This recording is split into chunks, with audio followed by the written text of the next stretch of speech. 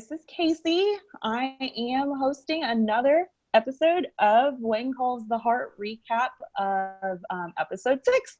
And here I have two awesome hearties with me, and they are Caroline and Laura. So you guys introduce yourselves. Caroline, why don't you go first? Hey, I'm Caroline. Hey. Hi, I'm Laura. Hey, thanks for being on the podcast. So what did you guys think of last night's episode? Laura, you want to tell us your overall thoughts? I really enjoyed it. Okay. What did you enjoy about it? Everything pretty much. Yeah.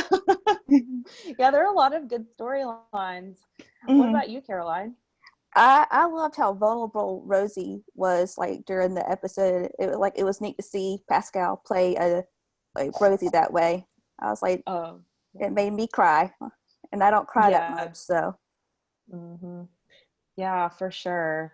She's definitely my favorite in Hope Valley, and so I don't know. She's just, her storyline this season is like all the feels. I'm so excited. I'm very impressed on how Rosie's story arc has been this season. Yes. Last night's episode, it started getting interesting. With season 6 being how it's been with, Abigail and having to write her off. It seemed like the first 3 episodes that we had, it was like a lot of introduction to the new saloon owner, introduction to Fiona, and then we got another introduction to Mountie Nate.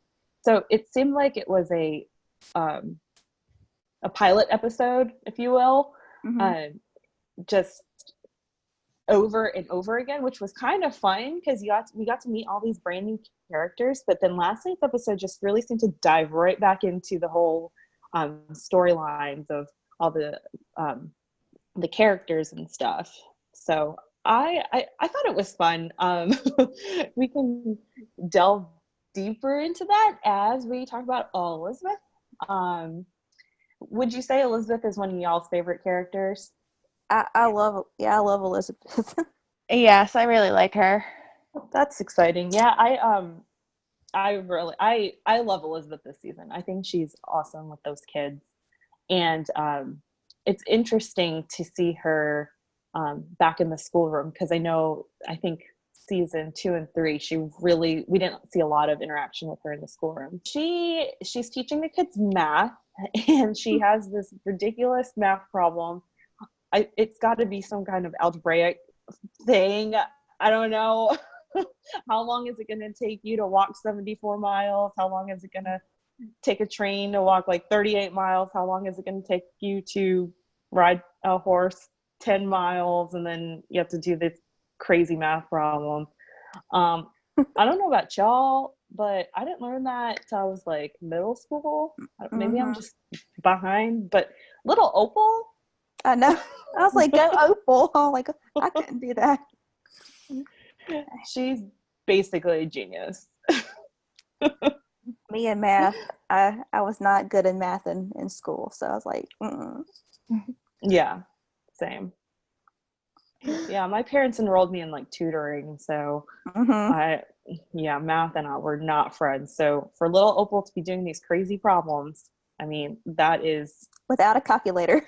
Without a calculator, yeah. Exactly. What do you think about Allie's storyline and how Elizabeth handled Allie? I love the Allie storyline, like, and how seeing her like help her try to adjust to her like new school and everything. And I think I just love Allie, even though this is the second episode. I think her story is like really cute. Yeah. Ada's a cute little actor too, so. She is so precious. She's just super cute with that grin of hers. She's like, so that's fun. What about you, Laura? What'd you think about the whole Elizabeth and Allie storyline? Oh, I love their scenes, and I love that actress. I loved her in Love Under the Stars. That was a really good movie. Oh, okay. I don't know that I've seen that one. I don't think I'll I've have to seen check that one out. either. I Yeah. think it's on Hallmark Movies Now, maybe, or maybe it went Oh. off. Okay. So we learned that Allie is also a math genius. Legitimately, she does these problems all by herself, which is a problem because she's supposed to work as a team, and she really doesn't. She wants nothing to do with the kids. Um, so Elizabeth and Nate have a talk with each other, and we discover a few things about Allie. Um, her mom died when she was 4, and her dad is not in the picture, probably scared off from being a father to a young, vibrant child. And then Mountie Nate's mom is too old to raise a young girl. So he is now the caretaker of Allie. Were you all expecting this? I know Amber and I did some speculating last week about about Allie's mom. I was surprised that the dad like would just left. Like I thought he would have like died too. I was like, I wasn't expecting him to leave on his own. Mm-hmm. Yeah, same. I was not necessarily surprised because I figured, they don't. We can't have all the orphans, right? Yeah, So true. we have to have one parent alive or something. But I wasn't expecting that. I really thought that maybe both parents had died tragically or something along those lines. So that was definitely interesting to see a little bit of their Allie's background. And then we find out that Elizabeth, she does a little, what do we call it? Self-counseling inadvertently. Yeah. And so Nate and Elizabeth are talking, and Elizabeth says to Nate after he asks her, "What do you think the problem is?" And she says, "Allie's pushing people away because she wouldn't have to worry about losing them." Now, what do y'all think about this scene? I thought that was a powerful scene. Like I was like, oh wow, I didn't expect it so soon. And like since Mountie Nate introduction and everything, I love that scene. Yeah. And Erin's facial expressions. Like I watched the episode like this morning, like prepared, and I was like, her facial expressions were just so like I was like, oh my gosh, like I felt that was Elizabeth, For sure. And I can relate to Allie and pushing people away, so that like really gave me the feels. Yeah.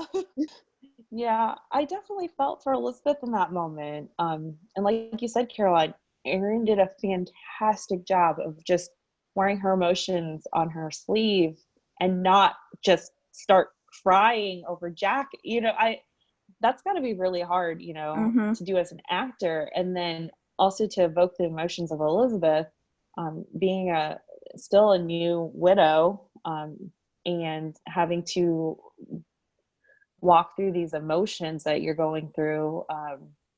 It was definitely a very powerful moment. I think it was an eye-opener for Elizabeth as well, to realize that, what, she's kind of doing the same thing. Like her heart is not ready, and Allie's heart's probably not ready either. So both of them in their own ways are going to have to learn how to open up, for Allie, for her friends, and for Elizabeth to the possibility of loving someone again. So we have the fun stuff, the Gowan and the oil and the gushing and the hickam running. That was the best part. I was like, yes. So when I saw the preview, I didn't realize that was hickam that ran in. I thought it was some rando. But when I realized it was hickam, I was like, this is the best. This is probably the best that Ben, what's his last name? Rosenbaum. Rosenbaum. Thank you. This is probably the best that Ben Rosenbaum's just done as Hickam. I mean, just full out screaming, "It's a gusher!" Yeah, I was laughing. I'm like, oh my gosh. So, we find that Gowan's drilling on his land. he hits a gusher. Hope Valley freaks out because, I mean, they've become the Beverly Hillbillies of Canada, shooting up some oil. You just need all the, Jethro or whatever, all them coming up. And Granny. Like the Hope Valley, and Granny, the Hope Valley versions of the Beverly Hillbillies. And they are, everybody's going crazy. Everybody's buying pickaxes. Everybody's trying to find things to drill with. And people are at odds with each other. So we discover that Kurt Lawson is blocking off the way for Lee to get to his lumber stuff because he's mad at Richard Wolf, Robert's father, for getting a better deal than he got from Gowan. What do we think about this, ladies? Is this kind of petty, or does he have a right to be mad? I thought that Mr. Lawson was kind of petty, but closing the gate and not letting Lee come through, I was like, that was a little ridiculous. And making what's his Robert's dad pay toll? Richard. Yeah, Richard. Yeah, that was ridiculous. Yeah, I thought it was petty. Yeah, it definitely was. It was something, all right. I mean, like, seriously, just because you didn't bargain or make a better deal doesn't, like, it's not that big of a deal, right? Like, come on. What about the whole debacle with Richard Wolf, so Robert's father again, and Gowan? So there was a bit of a debate about this. I misunderstood. Of course, I was writing notes. So in my defense, I was writing notes and also trying to watch and all the good things. So I first thought that Gowan didn't disclose all the information to Robert's father. However, I went through and I wrote down the conversation. So before we go into that, what do y'all think? Do we think that Gowan is being his dirty trickster little self from season 1, or was he just being a savvy businessman? I say savvy businessman. Like he knows his stuff, so I don't think it was what he was doing was wrong. You don't think he had any malicious intent or sneaky things? No, I got the not good, but I just think it wasn't doing anything wrong. Maybe not morally right, but not wrong. Amber is Team Gowan. I was going to say, I'm Team Gowan too. Oh, I am Team Neutral. I'm an Enneagram 9, and I can't make a decision, and I see things from all sides. So, I'm just like, I'm here. Amber says, the only thing Gowan, did wrong was give Robert's dad the extra $5. Since that guy was clearly so desperate, Gowan could have gotten him to argue or to agree to less than 200 or stay at 200. But he was trying to be nice so Robert could be impressed and gave his dad that tiny victory. Everything else was clearly disclosed in the contract, not even in the fine print, just full on disclosed. And everyone felt like they were getting great deals and were super pleased.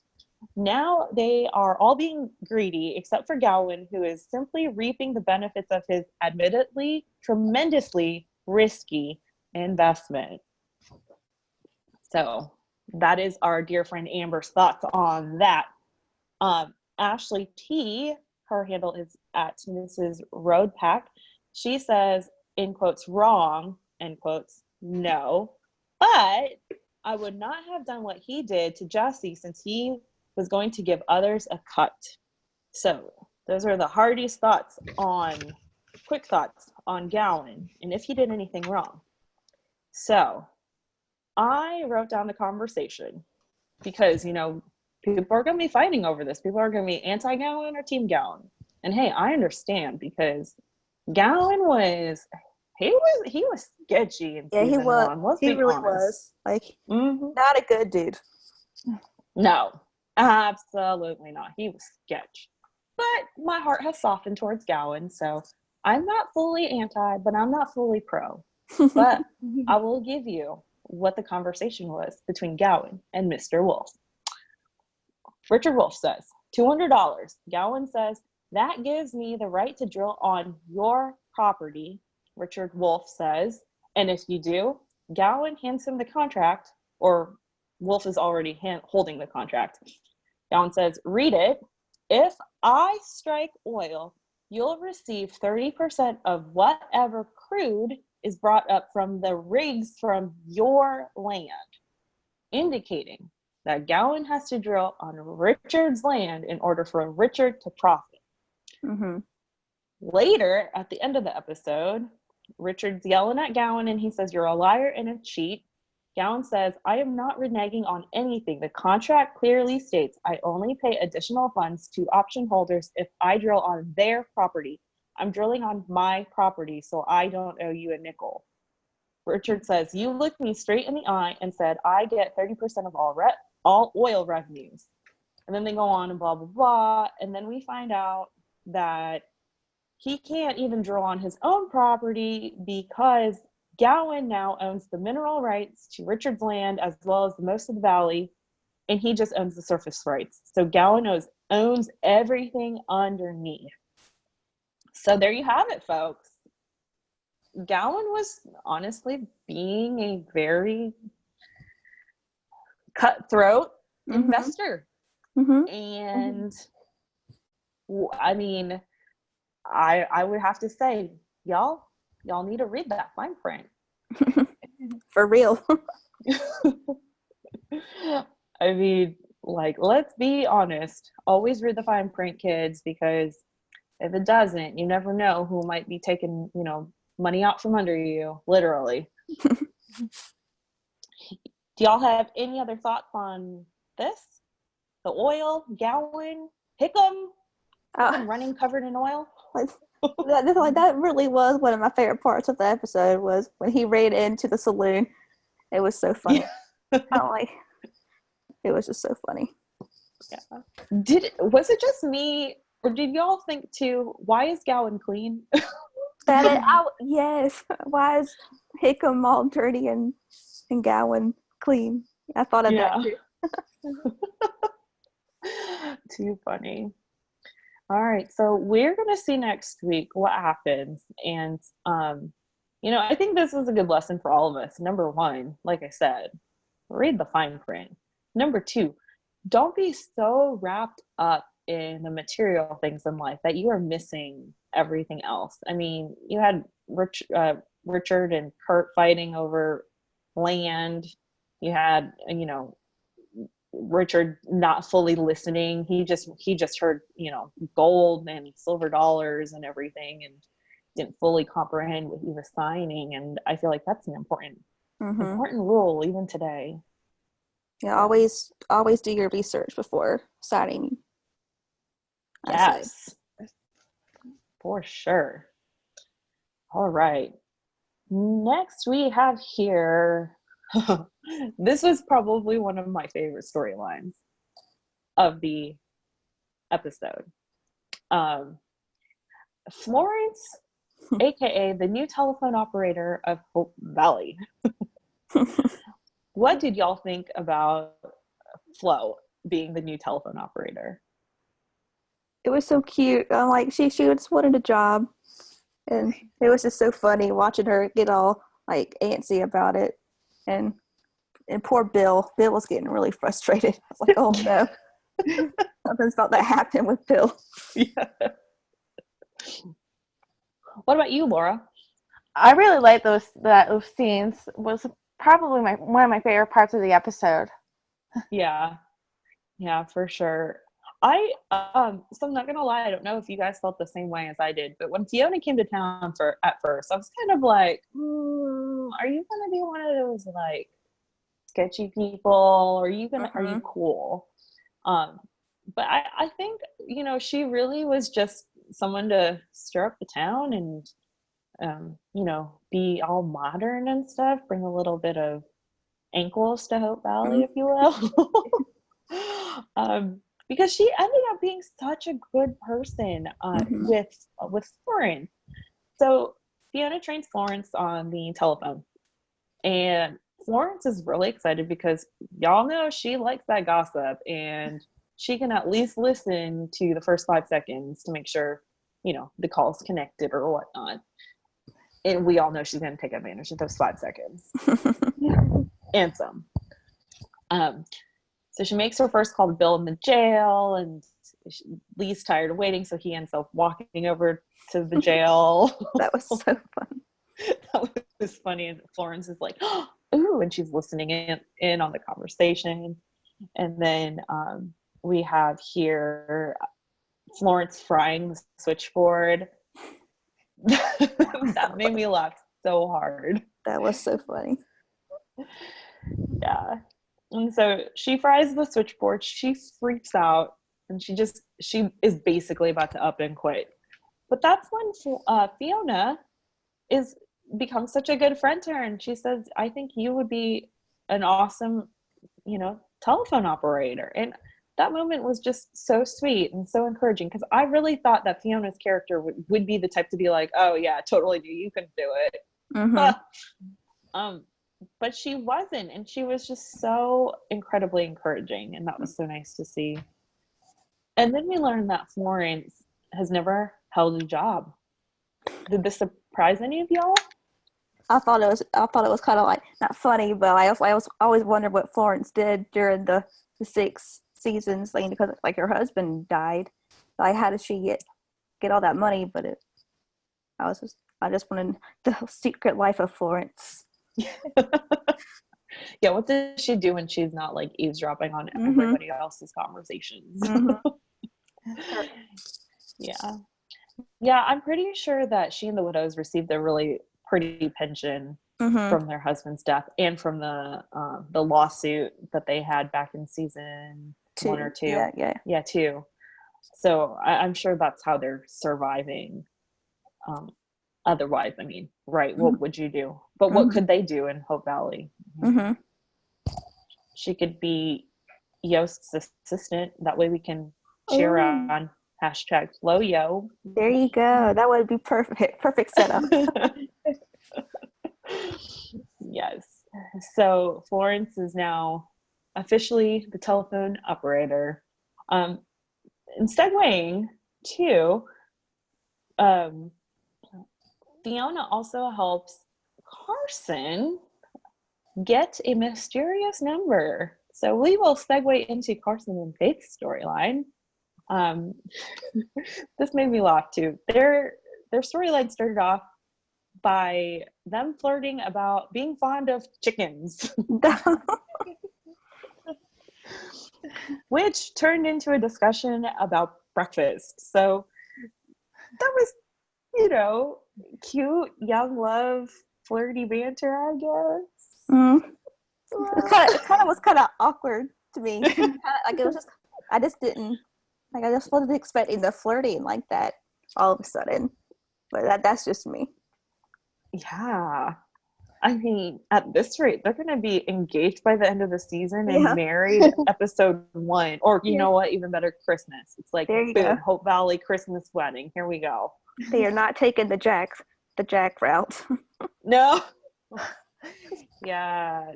Doc Carson learned from Mountie Molasses, and he's like, I'm going to get married to this girl, like, tomorrow. They're going really fast. Yeah. I mean, to be fair, too, though, Carson has been married before. They're not getting any younger. So, and back in those days, I mean, people are, dating today, engaged tomorrow, married by Saturday. So, yeah. I mean, we'll see. Do you guys think that there'll be a slow burn like Clara and Jesse? Who else? Jack and Elizabeth? Or do you think there'll be more of like the fast-paced Rosemary and Lee? Like as far as filming and the timing of their wedding. So Rosemary and Lee met beginning of season 2, got married at the end of season 3. Jack and Elizabeth, it took them 5 seasons to get married. 5 seasons. Who else? Jesse and Clara met season 3, right? 3, yeah, the beginning of 3. Okay, I knew I could count on you. OG Hardy right there. You're gonna get 3. So they're going on 3 years. So they're kind of following that Mountie Molasses route too. Mm-hmm. What do y'all think? Any predictions for the next couple seasons?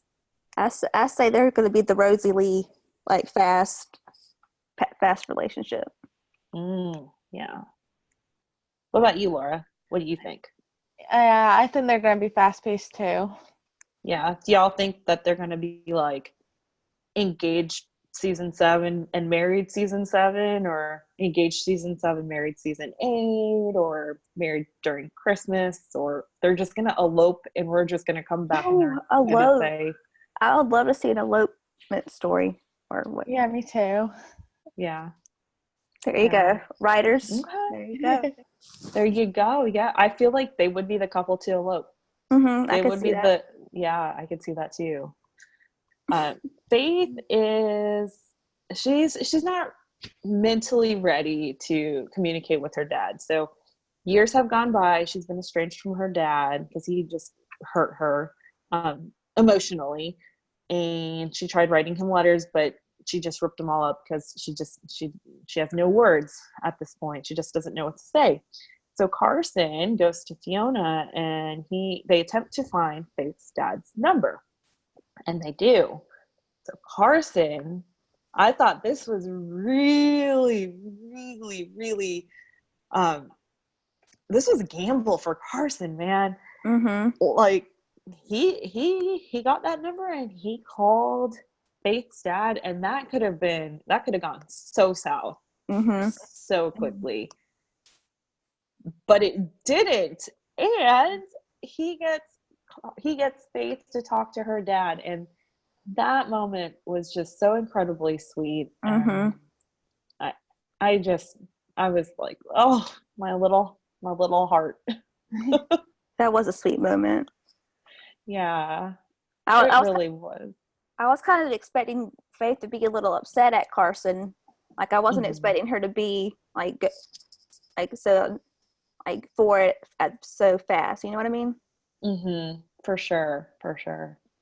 But yeah, looking back on Faith, she seems to have always needed that push. Mm-hmm.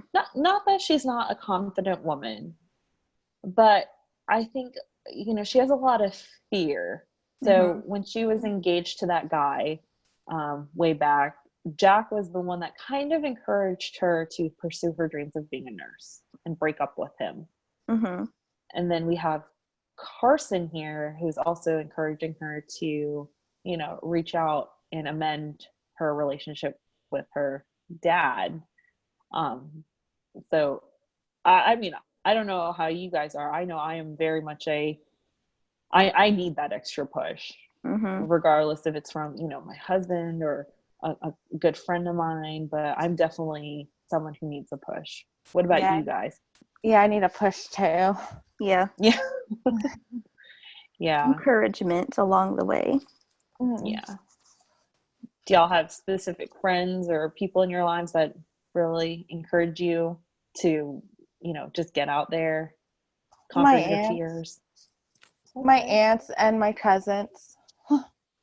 Well, I was a couple friends of like my mom and my dad, The one line that really got me was when her dad said, "I miss you, sweetheart." I thought that was just so precious. I know. I was like, oh no.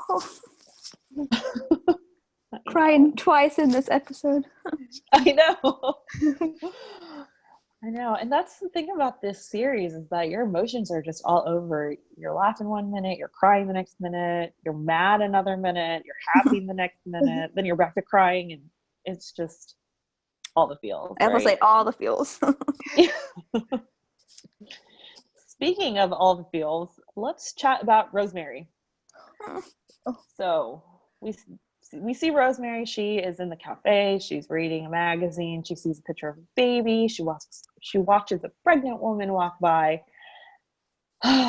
We acknowledge that she obviously has something on her heart, and she just doesn't have the words to say it, according to Elizabeth's diary. Rosemary goes to Carson. And what did you guys think was going to happen here? I was surprised she went to Carson that quick. I thought she would talk to Lee first and then go to Carson. Mm-hmm. But did you think she would be in good health? Were you expecting that? I was expecting it to be like that she's healthy and they just don't know what's causing it, Like I kind of just was expecting that part, but I thought she would talk to Lee first. Mm-hmm. Yeah, I was. I thought that it was going to be one of those. Okay, we made it. We did a test, and we will ship it off to Union City, and we'll find out in 4 to 6 weeks, or something like that. But I was not expecting Carson to tell her that she was in perfect health and she was perfectly fine. Rosemary looks over to the weigh scale for babies. Oh, I know, that was really heartbreaking. And at first Carson thinks maybe she's not getting enough sleep because baby Jack. And then I think he realizes when she kind of stumbles a little bit over her words what the real issue is. Mm-hmm. And he says, so he says that he recommends a healthy dose of communication. And Rosemary says that won't change what's wrong. And Carson says it may not change what's wrong, no, but the communication will help lessen the pain. Oh. So, yes, I was very, very moved and touched by this storyline. Mm-hmm. Then Rosemary, she's working up the courage to talk to Lee about her feelings about whatever's, plaguing her heart. And Lee's just had, of course, he had to have a rough day because of all the fiasco with the oil. And he's just, they flipped places. Like, he went all Rosemary and she went all Lee. Like, mm-hmm. He was talking a mile a minute and she was like super quiet. And Lee inadvertently derails the conversation, and he also says something that is, I think, is a foreshadow. But he says to Rosemary, "Nothing worthwhile is easy." Mm-hmm. I thought that was my ears kind of perked up when I heard that too. I was like, "This is going to come back." Mm-hmm. Yeah. Yeah. I read on the internet. I think the Hallmark.com has said that Lee and Rosemary, along with Mountie Nate, are going to be guest stars on When Hope Calls. Mm-hmm. So maybe they will find a child and adopt him or her or them. That'd be so sweet. All the sticky children. 5 mm-hmm. of them, since that's what Lee wanted. So. Yes. I say they're gonna end up adopting, and then Rose's gonna end up pregnant, because that's usually how it goes.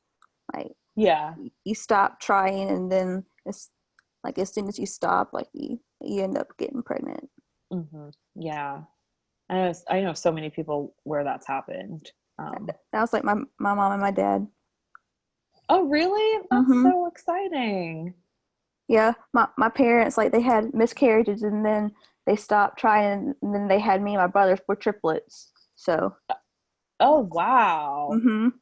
So like this whole storyline with Rosie makes me like even more emotional thinking about that. Mm-hmm. So. Wow. Mm-hmm. That is so cool, and that's like a triple blessing right there. Yeah, that's what my mom always says. Oh, that's so sweet. Mm-hmm. I'm like all in my feels right now. Oh my gosh. Okay. So we'll see what happens next week. Rosemary and Lee have that big talk that we're all waiting for. What's wrong with Rosemary? I mean, we all know what's wrong, but what's mm-hmm. going to happen with Lee and Rosemary and their story? So more to come.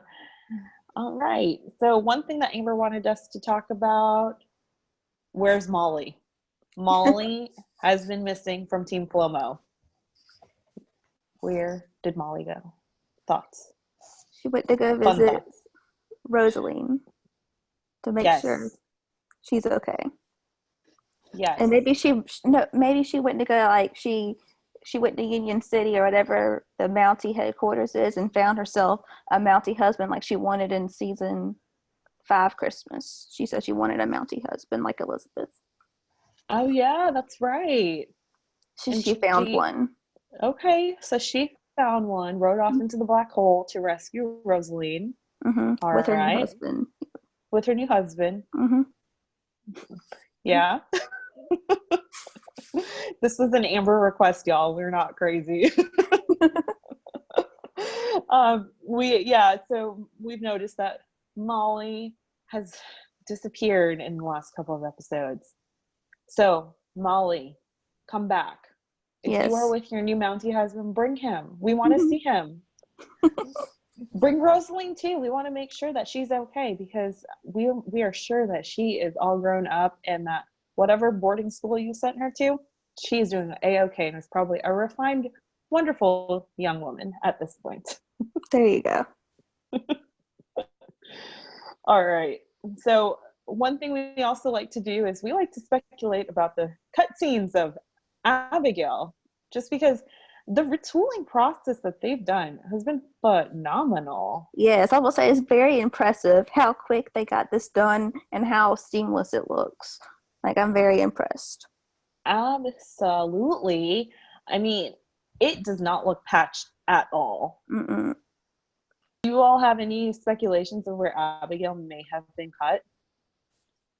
I think she was cut whenever Nathan, Lee, and they went to the land and, like, to help Mr. Lawson and Robert's dad. I think she was in that scene, and I think she was probably with Elizabeth talking about the library with Rosie.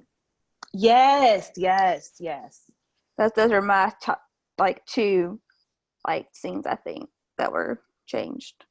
I thought there was a scene cut before Nathan and Elizabeth talked in the school. It was something with, like, Abigail, like, talking to Elizabeth about, like, helping, like, Nathan. Yeah. Mm-hmm. Oh, okay. Yeah. Okay. I see you. Yeah. That's possible too. Yeah. I think we're fairly certain from just previews that we've seen in the past. There was definitely a scene with Abigail talking in her office, and it could have been to Richard and Kurt, or it could have been Bill and Lee, but that whole debacle there, we're pretty sure Abigail was there, because I remember seeing a picture of her looking very, Stern. Frustrated. Yeah, and then a picture of a map, which was Hope Valley. Mm-hmm. I remember that. Mm-hmm. And so I was trying to find it, but I can't find it. I had a screenshot of the, like, summary before the the Lori stuff, and Cody and Robert were fighting about the oil stuff too. So Cody had a major part in this episode, I think, too. Oh, interesting. I forgot about that. Mm-hmm. Huh. Because Robert had money, like, because of, like, Gowan, and Cody was jealous, so they were arguing. Okay. Is what I read. Yeah, I think I remember reading that too. That would make a lot of sense as well. Ooh. Okay. And apparently, go ahead. I wish we could see the episodes, but I like speculating too, so that's fun. Yeah. I know. I wish we could see the old episodes too, just to compare and contrast for the fun of it. But you're right. It is a lot of fun to speculate. It's going to get harder to speculate because we didn't see any teasers from episode 7, 8, or 9. Mm-hmm. So I don't know. We will still keep a lookout for Lori Loughlin's elbows. The elbows. Yeah. Those elbows. So overall, how do you guys rank this episode? Was it a you know, super high favorite? You didn't really love it, but you didn't hate it either, or it was like, yeah, done. I thought it was one of the best of the season so far, to me. Okay. Because I'm Team Nate. I'm gonna put that out there, Team Nate. Oh. So I am all for Elizabeth and Nate scenes, but Lucas is giving her a library. Might change my mind. So What about you, Laura? I really like this episode. Yeah. What about the team thing? Since Caroline brought that up, Team Lucas, Team Nate. I'm not sure yet. I like both of them. Okay. Yeah. So originally, when I saw the previews, I was definitely pro Team Lucas. mm-hmm. For several reasons. I think Elizabeth can use some shaking up. He seemed like the bad boy. He kind of like what's his name? Jess from Gilmore Girls. Yeah. Like he was like the bad boy, but he wasn't really bad. He was just perceived as bad. Mm-hmm.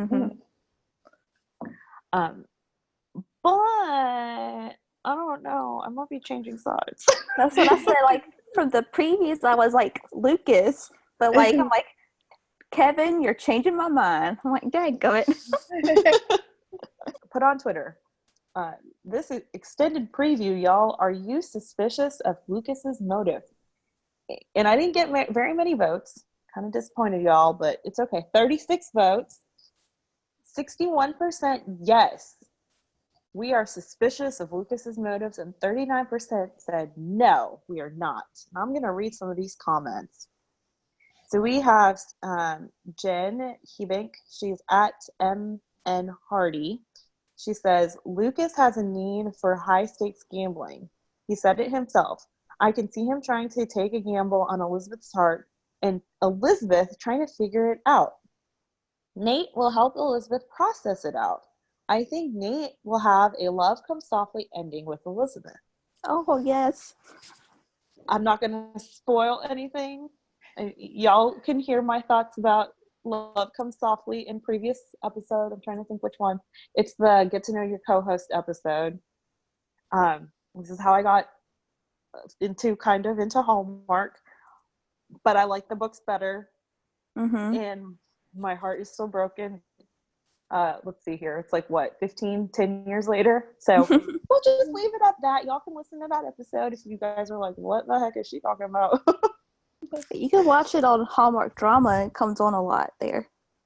Yes, you can. It does. It comes on like once a week, I feel like. It's like a marathon once a month too. Mm-hmm. So Laura, you're gonna have to watch that show, Love Comes Softly, and then report back to us. Like, what do you think? So, hashtag no spoilers. Hashtag books are better. All right. So Renita Douglas, her handle is at Douglas_Renita, says, I think there's a very sad story somewhere in Lucas's past, and when it is revealed, it will win people over. I don't like the way Nathan is trying to turn Elizabeth against Lucas.